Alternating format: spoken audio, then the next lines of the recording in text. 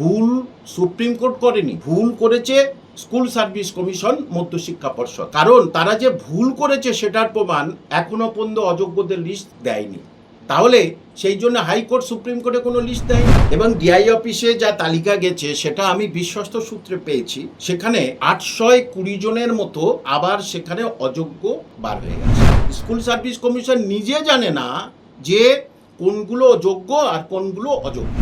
একেবারেই এই যে প্যানেল, এই প্যানেল বাতিল, এই বাতিল প্যানেলের নতুন যে বিজ্ঞপ্তি তারকে চ্যালেঞ্জ করেও ইতিমধ্যেই কোর্টে মামলা রুজু হয়ে গেছে।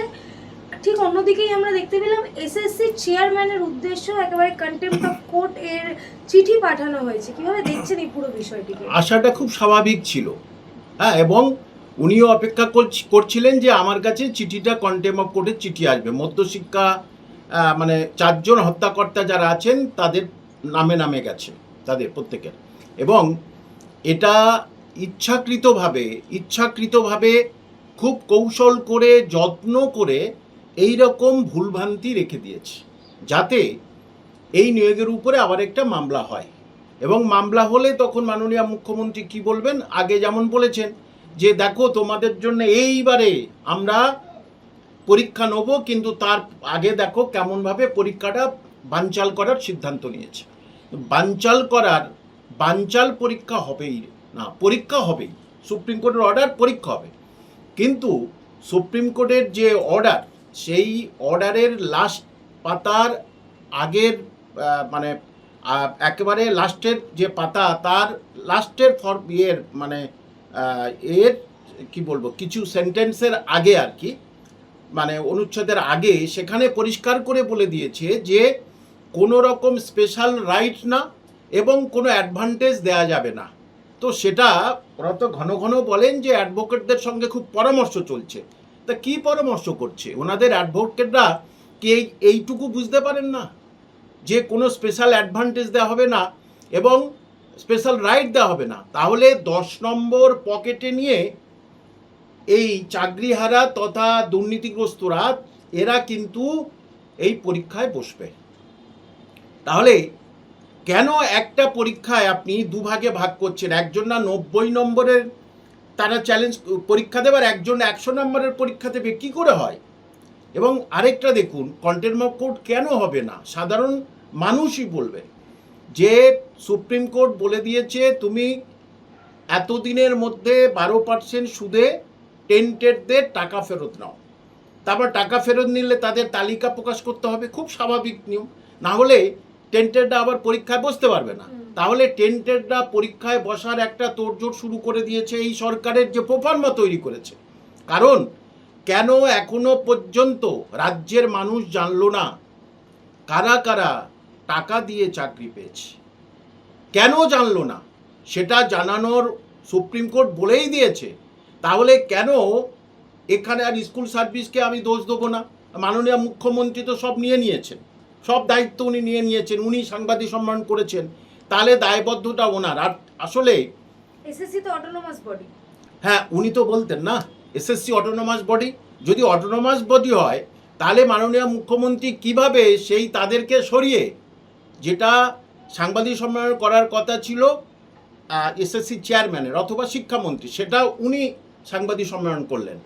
ওই যে বললাম না, যখনই দেখবেন যে কিছু ভালো কিছু ক্রেডিট পাওয়া যাবে তখন কিন্তু মাননীয় মুখ্যমন্ত্রী সেটা বলবেন, আর যখন দেখবেন বদনাম অপবাদ এসে যাবে তখন কিন্তু সেই দপ্তরের উপরে উনি চাপিয়ে দেবেন। এবং আমার এতদিনের অভিজ্ঞতা, বামফ্রন্টের সময় থেকে অভিজ্ঞতা বলছে, এই রকম ধরনের তুগলকি গেজেট বা পরীক্ষা পদ্ধতি কেউ কোনো দিনই আমি দেখিনি। এবং সারা ভারতবর্ষের কোনো রাজ্যের পরীক্ষা, এই সহশিক্ষক পরীক্ষায়, শিক্ষক শিক্ষিকা পরীক্ষায় এই যে এক্সপিরিয়েন্সের উপরে কোনো নাম্বার নেই। হেডমাস্টারের পরীক্ষায় এক্সপিরিয়েন্সের উপর নাম্বার আছে। তাহলে মানে কন্টেম্প্ট অফ কোর্ট একেবারেই খুব যত্ন করে ওরা নিজেরা হাত পেতে নিয়েছে আর কি, 2 হাত পেতে একেবারে কন্টেম্প্ট অফ কোর্ট নিয়েছে। এইবারে তার জবাব দিতে হবে, কোনো জবাব দিতে পারবে না। কি জবাব দেবে? সুপ্রিম কোর্টে গিয়ে শুধু, বা হাইকোর্টে শুধু ওই লাইনটা দেখাতে হবে, এই দেখুন স্পেশাল রাইট দেওয়া হয়নি। তাহলে তাদের 10 নাম্বার কেন দেয়া হলো? এটা তো স্পেশাল লাইট অ্যাডভান্টেজ কেন? সুতরাং এটা এই যে পরীক্ষা বিধি থাকছে না, থাকতে পারে না, এরকম অসমতা সংবিধানের ধারাটাকে অমান্য করে সাম্যের অধিকার না দিয়ে এক শ্রেণীকে চাকরি পাওয়ার জন্য সুযোগ করে দেওয়া হয়েছে, মাত্র আরেক শ্রেণীকে পুরো বঞ্চিত করা হয়েছে। সুতরাং এটা মেনে নেওয়া যায় না এবং এটা কোর্ট মানবেই না। কিন্তু একেবারেই যে ওই 10 নাম্বার টিচিং এক্সপিরিয়েন্স সেইটা যদি কার্যকর হয়ে থাকে তাহলে তো যারা বঞ্চিত, অর্থাৎ যে কারণে মামলাটা রুজু হয়েছিল 2016 প্যানেলে, তারা তো বঞ্চিতই থেকে যাচ্ছে। হ্যাঁ, নিশ্চয়ই। এইবারে সঠিকভাবে হিসেব কি বলে দেখুন, যে এই যে প্রায় 10-12 হাজারের মতো এরা তো অযোগ্য, সেটা হিসেব বলছে। তাহলে সেই 10-12 হাজার ওই 2016 সালে আছে, তারা বঞ্চিত, তারা তাহলে সেই 10-12 হাজার তারা তো চাকরি পেত নিশ্চিত, এই অযোগ্যরা যদি এখানে প্রবেশ না করতো, তাই না? তাহলে তাদেরকে এই বঞ্চনার উপরে আবার বঞ্চনা। আর আসলে কি জানেন তো, এই যে যারা অযোগ্য এদের দেখে সাংঘাতিক ভয় এই সরকারের, কারণ এরাই কিন্তু, এদের কাছে কিন্তু এই সরকারের মানে মৃত্যুবাণ আছে। এরা তো পটাপট সব নাম বলে দেবে, তাহলে তখন কি হবে? এই সরকার তো অটোমেটিক্যালি, মানুষ এই সরকারকে আর নেবে না। যে এত দুর্নীতি যদি রন্ধে রন্ধে থাকে, তাহলে বলুন তো রাজ্যের যারা চাকরি প্রার্থী তারা কিভাবে এইটাকে মেনে নেবে? তারা তো বঞ্চনার উপরে বঞ্চনা, 2016 থেকে কোনো পরীক্ষা হয়নি, তাহলে বঞ্চনার উপরে তো বঞ্চনা, বঞ্চিত তারা, তাহলে তাদের প্রতি কেন সহানুভূতি অর্জন করানো হবে না? কিন্তু যে প্রসঙ্গটা বারংবার উঠে আসছে, যারা বিকাশ ভবনের সামনে রয়েছে তারা একেবারে বিক্ষোভ দেখাচ্ছেন যে আমরা নতুন করে চাকরির পরীক্ষায় কেন বসবো। অন্যদিকে এই যে 2016 প্যানেলের মূল মামলাকারী যে দুজন মহিলা, তারা স্পষ্টত বলছেন আমরা পরীক্ষায় বসতে রাজি। দেখুন, সুপ্রিম কোর্টের সর্বোচ্চ আদালতের রায়, ভারতীয় নাগরিক হিসাবে সেটাকে সম্মান দেওয়া কিন্তু প্রত্যেকের কর্তব্য। ভুল সুপ্রিম কোর্ট করেনি, ভুল করেছে স্কুল সার্ভিস কমিশন, মধ্যশিক্ষা পর্ষদ। কারণ তারা যে ভুল করেছে সেটার প্রমাণ এখনো পর্যন্ত অযোগ্যদের লিস্ট দেয়নি। তাহলে সেই জন্য হাইকোর্ট সুপ্রিম কোর্টে কোনো লিস্ট দেয়নি, আর বারবার অসত্য কথা বলে এসেছেন আমি সব দিয়েছি, সব দিয়েছি। আচ্ছা, বলতে পারেন কোনো সময়ের জন্য এসএসসি তার এফিডেভিটে বলে দিয়েছেন যে দুর্নীতি হয়নি? বলেনি তো দুর্নীতি, তাহলে দুর্নীতি হয়েছে, প্রমাণিত। আর সেইটা আরও প্রমাণিত হলো, এই এখনো পর্যন্ত লিস্ট প্রকাশ করছে না। কেন লিস্ট প্রকাশ? তাহলে পরীক্ষাটায়, এই যে সেপ্টেম্বরে বলছে পরীক্ষাটায় বসবে কারা? ওই অযোগ্যগুলোও বসবে নিশ্চয়ই, কিন্তু তাদেরকে বলে দেওয়া যে তারা পরীক্ষায় বসতে পারবে না। তাহলে পরীক্ষা ভণ্ডুলের ব্যবস্থা কে করছে? এই মাননীয় মুখ্যমন্ত্রী করছে। যারা মামলাকারীরা একেবারেই করছে না, মামলাকারীরা পয়েন্ট ধরে মামলা করছে, এবং মামলার যদি সারবত্তা থাকে তাহলে কোর্ট সেটা রায় দেবে, আর যদি সারবত্তা না থাকে রাজ্য সরকারের পক্ষে রায় যাবে। কিন্তু আমি যে পয়েন্টটা আপনাকে বললাম, দুটো পয়েন্ট, এটা সুপ্রিম কোর্টের অর্ডার, তাহলে আপনি সেটা মানছেন না, আর পরীক্ষাটা আমি নেবো সেটা মানছেন। অর্থাৎ পরীক্ষাটা আমি নেবো, কিন্তু এই কেস কাম করলেই তো পরীক্ষাটা আমার আর হবে না, তাহলে তখন এদের উপরে দোষ দিয়ে আমি আর পরীক্ষাটা নেব না। কারণ দেখুন, রাজ্যের এখন আবহাওয়া ঠান্ডা, সার্কুলার চলে গেছে, মধ্যশিক্ষা পর্ষদে সার্কুলার দেবে যে গরমের ছুটি বাড়াও। কেন বলুন তো? স্কুলে কেউ নেই, স্কুলে কাজকর্ম পরিচালনা করার জন্য কেউ নেই, এবং অনেকে যারা শিক্ষক শিক্ষিকা 2016-তে যোগ্য তারা কিন্তু অটোমেটিক্যালি আমাকে বলেছে যে আর কিন্তু স্কুলে এখন কিছুদিন যাব না, কারণ এই বাড়িতে ভালো করে পড়াশোনা না করলে তার চাকরিটা তো হবে না। এখন তবু মোটামুটি মান সম্মান একটু আছে, তারপরে চাকরিটা আর পরীক্ষায় পাস না করলে তার চাকরিটাই থাকবে না। সেই জন্যেই অনেকেই স্কুলে যাচ্ছে না, এদিকে গ্রুপ সিডি তো যাচ্ছে না, স্কুলেই যাচ্ছে না। এবং গ্রুপ সিডি 2016-র পর থেকে গ্রুপ সিডির কোনো পরীক্ষা হয়নি, ঠিক আছে, 16-র পর থেকে।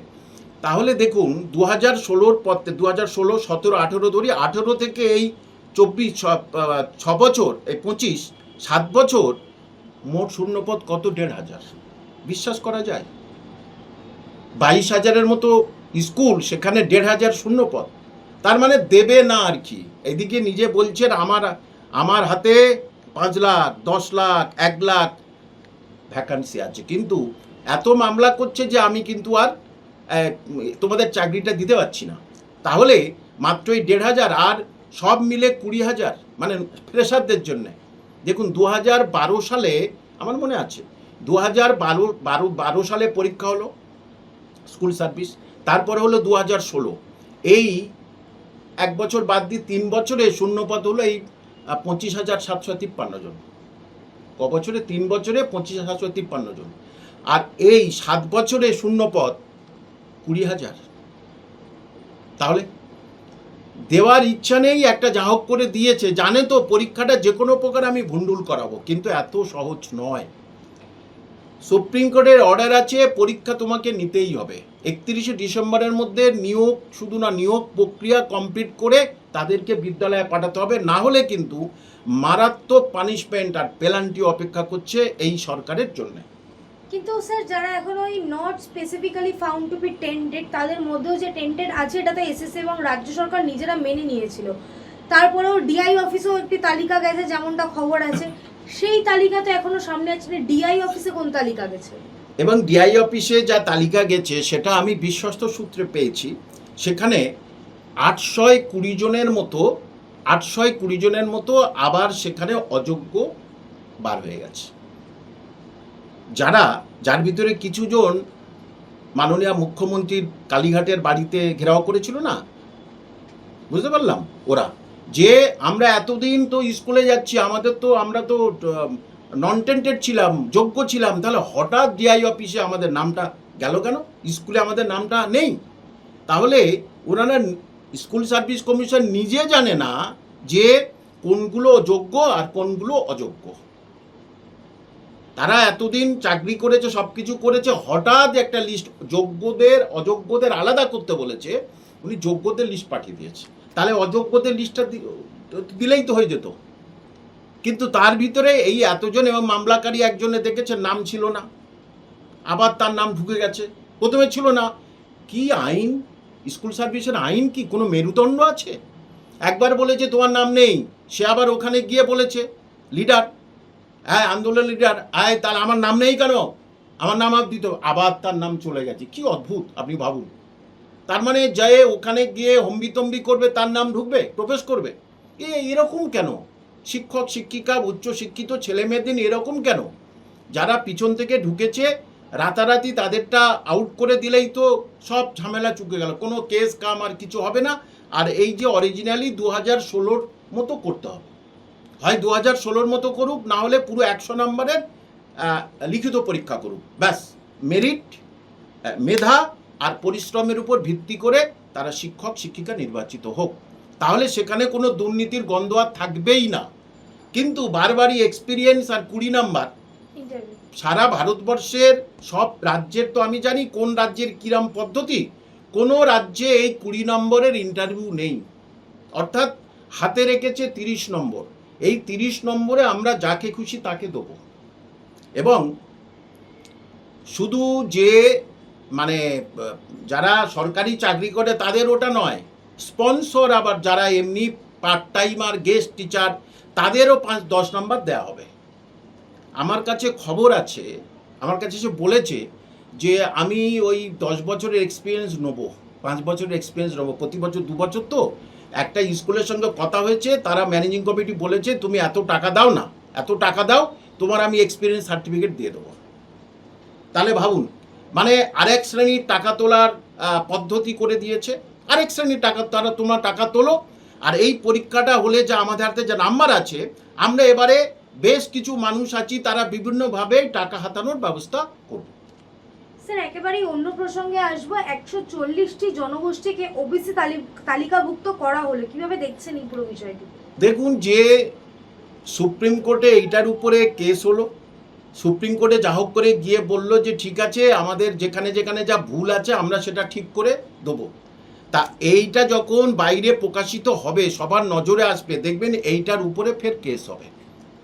কবে যে হলো আর কবে যে বিজ্ঞাপন দিতে হয় একটা, যে ওবিসির এই তৈরি হচ্ছে, হ্যাঁ এটা তৈরি হবে, কোনো বিজ্ঞাপন নেই, কোনো কিছু নেই, মানে আগে যা করেছে তারপর থেকে কিছু জুড়েছে, কিছু বাদ দিয়েছে, এইরকম কিছু করে। সুতরাং এই তালিকাটাও সন্দেহর আওতায় আছে সুপ্রিম কোর্টে।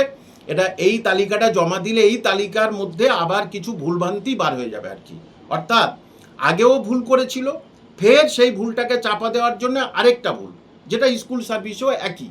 সুতরাং এইভাবে রাজ্যটাকে আর কোন দিকে নিয়ে যাবে আমি জানি না। আপনি দেখুন, ছেলেরা উচ্চ মাধ্যমিক পাশ করলো, তাদের খুব আশা থাকে ওই বয়সে না, যে আমরা কলেজে ভর্তি হবো, কলেজে যাব, তাই না?